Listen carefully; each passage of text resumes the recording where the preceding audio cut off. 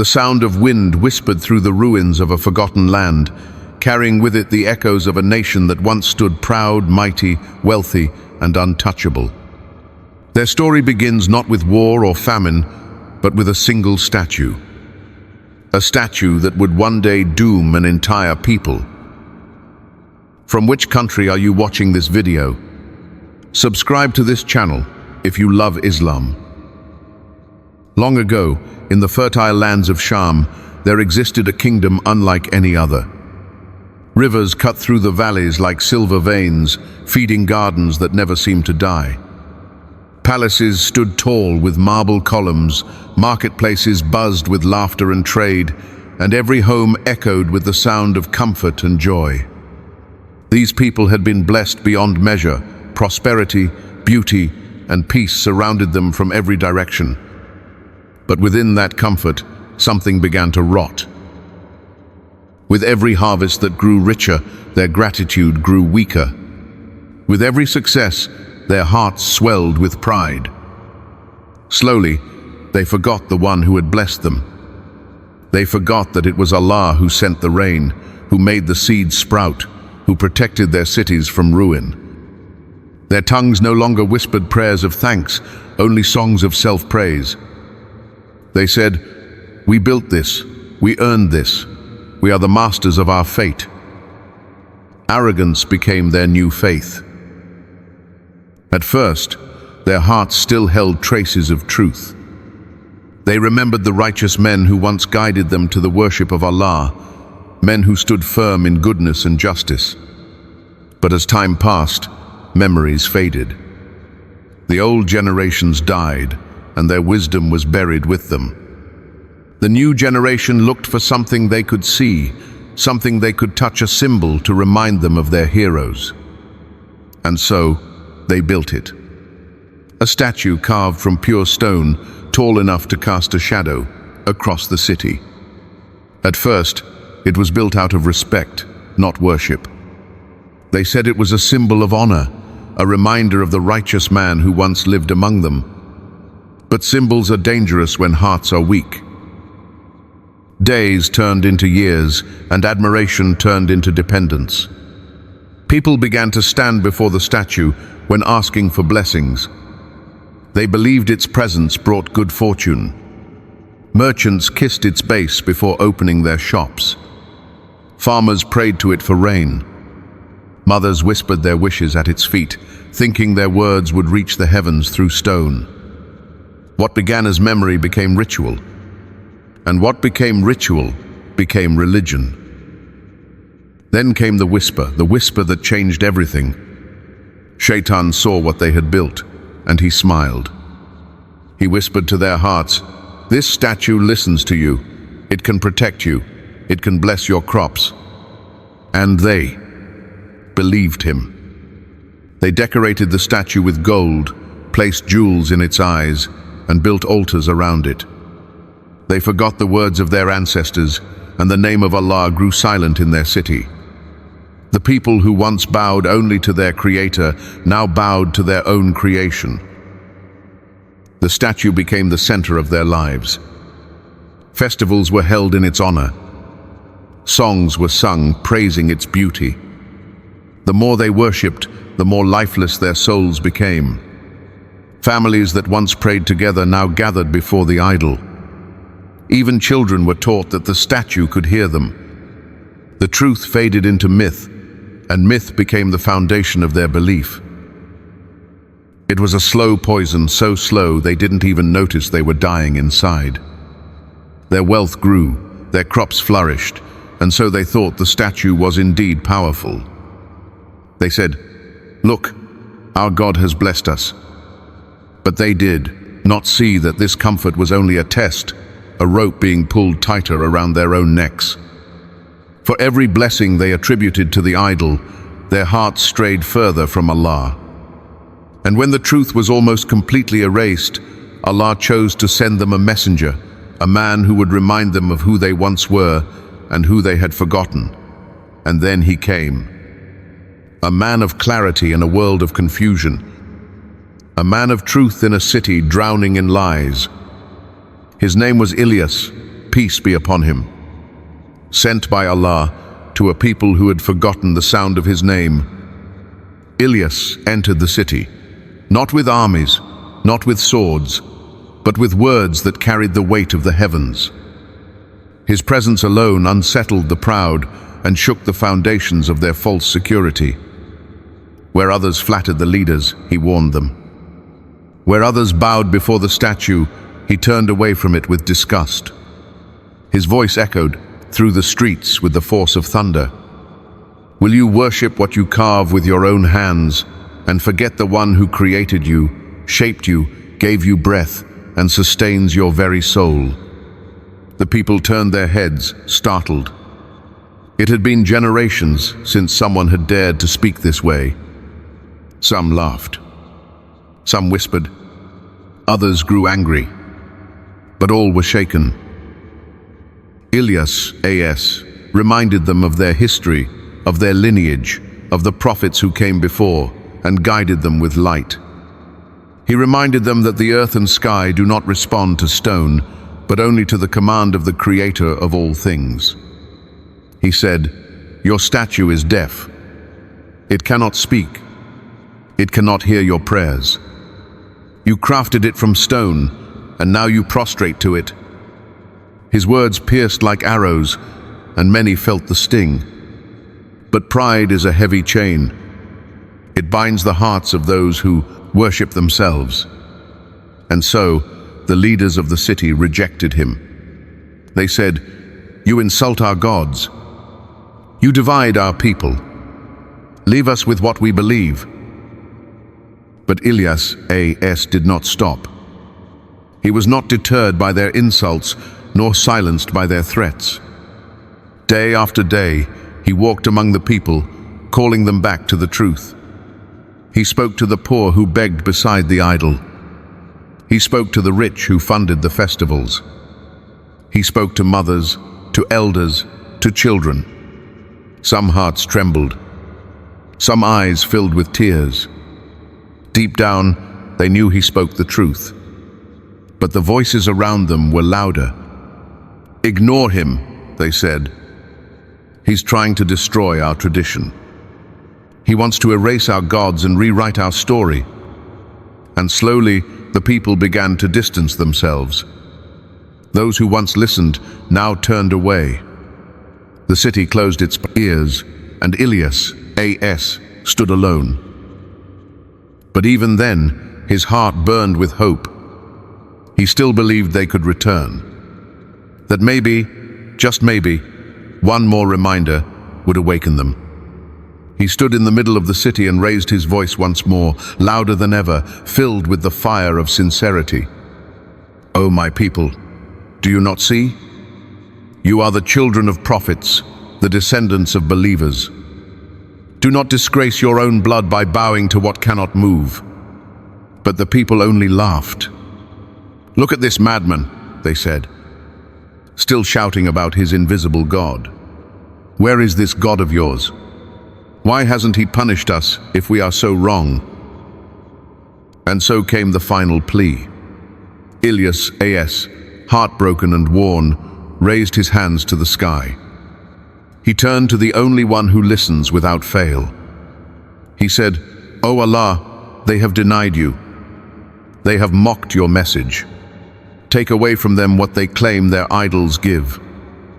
Remove your blessings from them until they remember you." And the skies responded. The clouds vanished. The breeze stilled. The birds flew away, and the first cracks of drought split the earth beneath their feet. Days turned into weeks. The rivers slowed. The wells grew dry. The lush green that once crowned their fields now faded into lifeless brown. The sun became hotter, and the nights grew colder. But still, the people clung to their statues. "This is just a trial," they said. "The gods are testing our faith. Offer more sacrifices." And so they brought fruits, grains, gold, laying it all at the feet of the statue. But nothing changed. No rain came. No crops grew. The land groaned with hunger, and the city trembled in thirst. The leaders grew desperate.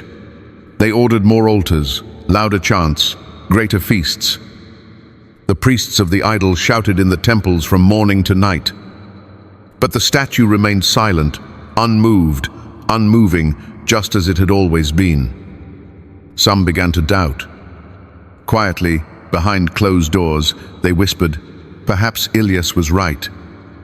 But fear held their tongues. To admit it now would mean admitting they had been wrong their entire lives. And so they chose stubbornness over truth. And then, in their rage and despair, they turned on Ilyas, A.S. You are the cause of this, they accused.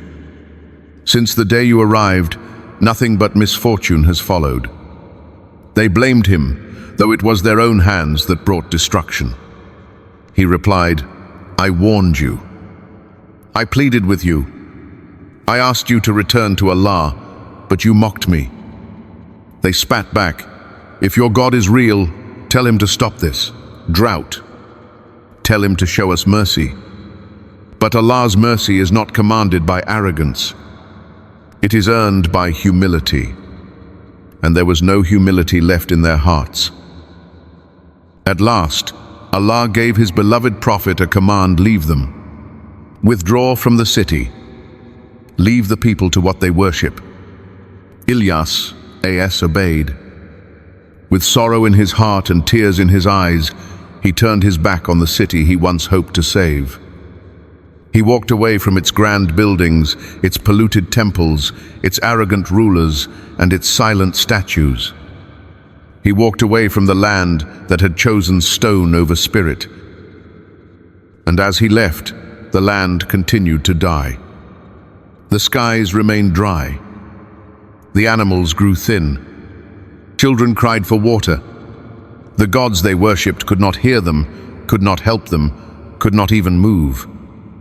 Their desperation led them deeper into rituals, deeper into madness. They danced around their idols. They cut themselves. They wailed in the streets. But nothing changed. Allah had withdrawn his mercy from them, just as they had withdrawn their faith from him. What they did not understand was this: the blessings they once enjoyed were never from their idols. They were a gift, a test, a chance to be grateful. But they had failed that test. And now they were seeing the truth in the form of suffering. Yet even in their pain, they refused to bow to the truth. They chose to suffer under the illusion of pride rather than be saved by the humility of submission. The land of Sham, once filled with gardens and fountains, was now a ghost of its former self. The statue, once worshipped as divine, now stood alone under the burning sun, cracked, dusty, and powerless. And somewhere, far from the city, a prophet prayed not for their destruction, but for their guidance, still hoping that one day they would return. The skies had not wept in years. The once thriving rivers had shrunk into cracked beds of dust. The trees stood like skeletons against the horizon, their leaves long gone, their branches brittle as bone. Crops refused to rise from the soil. Livestock dropped dead under the scorching sun. The air was thick with heat and the heavy silence of despair.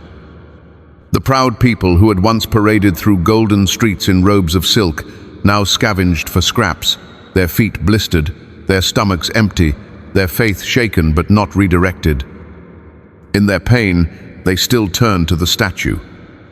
It stood, as always, in the center of their city. Immovable, unchanging, unseeing. Some still believed it held power. Others, too afraid to admit they had been wrong, simply acted out the rituals from habit, hoping something, anything might break. The curse. And as desperation deepened, confusion turned to anger. They had worshipped the idol with blind devotion. They had offered their wealth, their animals, even their children's futures. They had danced and fasted, cried and screamed, but the heavens remained silent. And so they searched for a scapegoat. The name of Ilyas, AS, began to echo again. Not in reverence, but in blame. It was his curse, they whispered. His God is punishing us because of him. He turned our gods against us. They ignored the warnings he had given. They overlooked the years of patience, the pleas for their return. Now, all they saw was a man who had walked away and a land that had died behind him. But Ilyas, AS, had not cursed them. He had simply stepped aside and left them to the consequences of their own choices. It was not punishment by his hands, but by their own rejection of the truth. Still, bitterness is a bitter seed, and they watered it with pride. Rather than submit, they rebelled even more. They ordered the construction of more idols, more offerings, louder rituals, longer fasts. The leaders gathered the people and proclaimed, "We must prove our loyalty to our gods. We must show them we have not forgotten them." And so began the darkest chapter of their decline. In hunger, they celebrated falsehood. In thirst, they honored lifeless stone. Even as children cried and mothers buried their dead, they clung to their delusions like drowning men clinging to stones. But every day without rain only widened the crack in their belief. And cracks, when deep enough, eventually break everything. Slowly, arguments began to spread. Whispers of doubt crept into the homes. What if Ilyas was right? What if this is late, not a trial, but a punishment? What if this idol has no power at all? These whispers grew louder. Friends turned against each other. Families were divided. Some smashed their own offerings in fury. Others demanded sacrifices to silence the doubt. The city that once stood united in falsehood now fractured under the weight of uncertainty.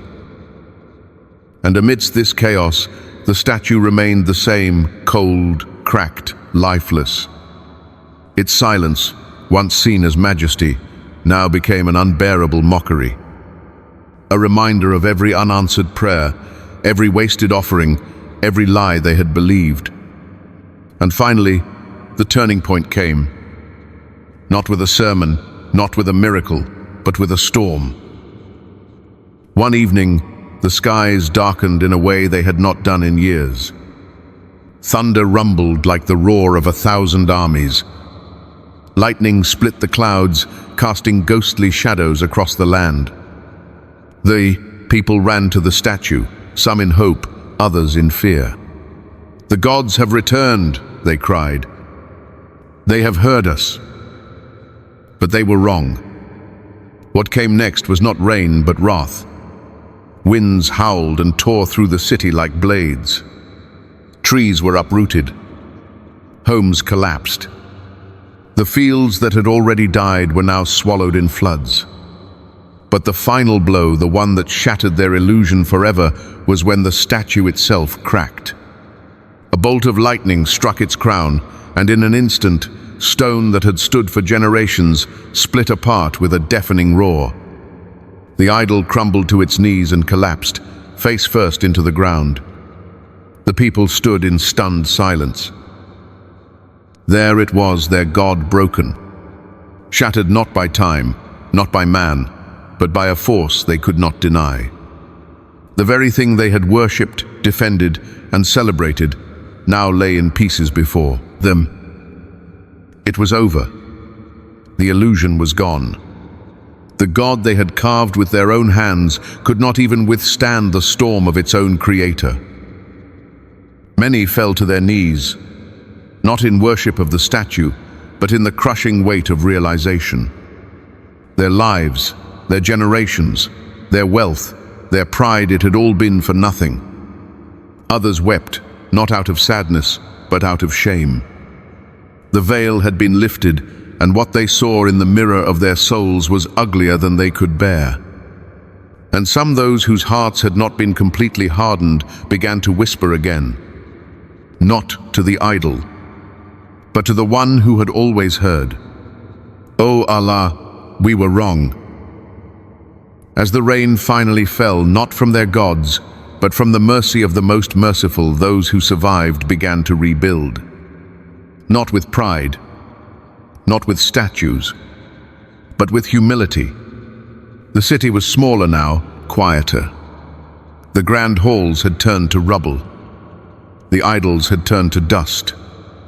And the people had turned back to the only one worthy of worship. And then, after all the destruction, after all the loss, the Prophet Ilyas returned. Not in triumph, but in mercy. He walked through the ruins of what was once a proud nation, his eyes filled with tears not of sorrow, but of gratitude. Those who remained ran to him not to mock, not to argue, but to seek forgiveness. They fell at his feet, begging him to pray for them. And he did, because even after all they had done, he had never hated them. He had only wanted their return. And Allah accepted them. The city was not restored in gold or marble. It did not become a great empire again, but its people were restored in something greater faith. Hearts once dead now beat with remembrance. Tongues once busy, with chants of stone, now whispered the words of the Quran. And children were raised not with myths of false gods, but with stories of prophets, of repentance, of truth.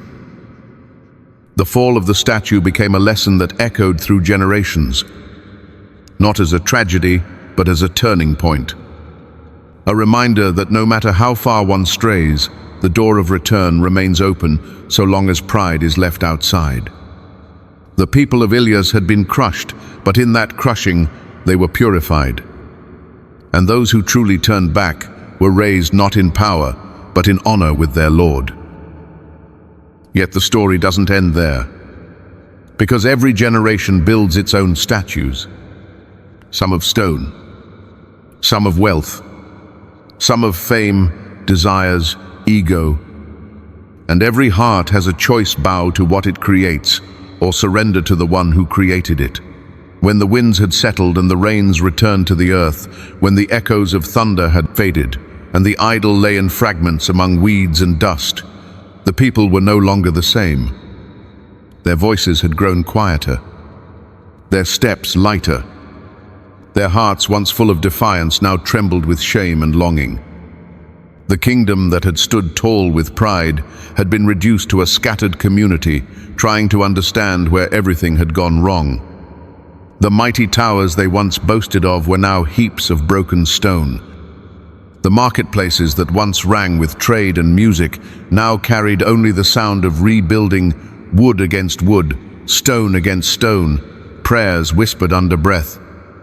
And in that silence, when hope felt like a distant memory, a figure emerged from the horizon. He had been gone for years, but his face was unforgettable. The prophet they had once ridiculed was returning not with fury, not with revenge, but with the calm dignity of a servant of Allah. Ilyas, ass, walked into the stole, broken city as a man of compassion, not as a judge. His eyes scanned the ruins, the scorched lands, the torn fabrics hanging from shattered walls. Yet what pained him most wasn't the broken structures, it was the memory of the broken hearts that had once rejected truth. But what met him now was not defiance. It was not pride. It was humility. A people stripped of all illusions. A people ready to listen. They came to him slowly at first, unsure if he would even speak to them. Children peeked from behind walls, elders looked down in guilt, and the youth lowered their gazes as they approached. And then someone whispered, "Forgive us." Another voice said, "We were blind." And then a third, "Please, ask your Lord to forgive us." What began as whispers turned into tears. Faces that once smirked in arrogance were now soaked in regret. Hands that once built, altars now reached out in surrender.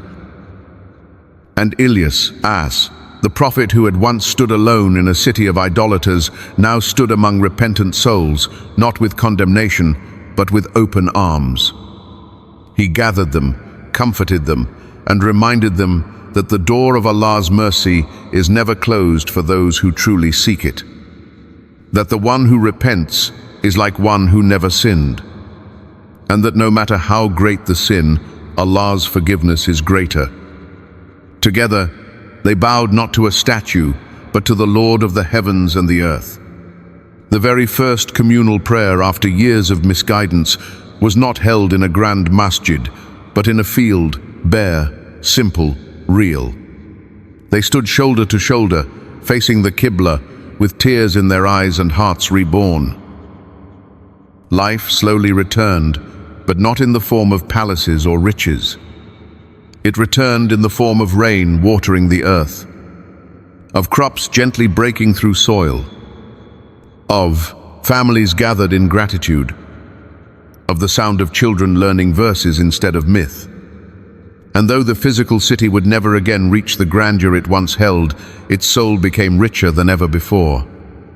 The people no longer measured greatness by gold or towers, but by how close they stood to the truth.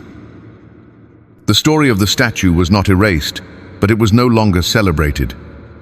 It was remembered not as a source of glory, but as a caution carved in history.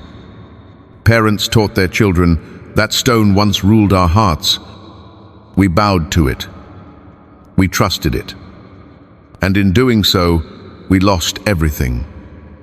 Never forget what happened when we forgot Allah. And those children grew up with that lesson etched into their hearts, guarding themselves not just from idols made of stone, but from idols made of desires, ego, and pride. Years passed. Generations changed. And though Ilyas A.S. would eventually return to his Lord, the impact of his message never left the hearts he touched. His name became a symbol of courage, sincerity, and unwavering devotion. The ruins of the old statue were never rebuilt. Instead, that very spot became a place of prayer, a place where people prostrated not to the earth, but to the one who created it. A place where the darkness of shirk was replaced with the light of Tawheed. And so, the story that began with arrogance ended with redemption. The people who once walked with heads high in false glory now walked humbly, conscious of every step, aware of every breath. They had seen what happens when a nation forgets its Lord, and they vowed never to forget again. What doomed them was not simply a statue, but what it represented: pride, rebellion, the worship of creation over Creator. But what saved them was something far greater: humility, repentance, and a return to the one who never abandons his servants. And now, their story is told across time, not as a fable, not as legend, but as a divine warning. Because the disease that struck their hearts still threatens hearts today. The idols may look different, some of metal, some of fame, some of self, but the outcome is always the same. When you replace Allah with anything else, your soul begins to die. When you worship your desires, your wealth, your own image, destruction follows. But so does hope. Because as long as you're breathing, you can still return, just like they did. The same Lord who forgave a nation that had mocked his prophet and worshipped a statue can forgive you if you turn to him sincerely. The story of Ilyas A.S. is not just a chapter in ancient history. It's a mirror. Look into it. Ask yourself, what is the statue in my life? What have I placed on the throne of my heart that doesn't belong there? And am I ready to break it before it breaks me? Allah does not destroy a people without warning. He sends messengers. He sends signs. He sends reminders. And when all is ignored, He sends storms not to harm, but to wake us up. Some see the storm and curse the sky.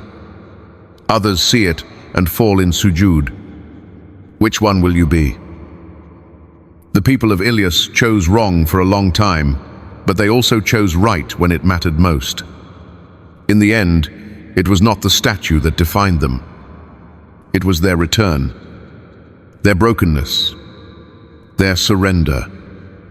And so the story ends not in ruins, but in hope. Not in punishment, but in mercy. Not in despair, but in the light of forgiveness. And that same light shines today for all who seek it.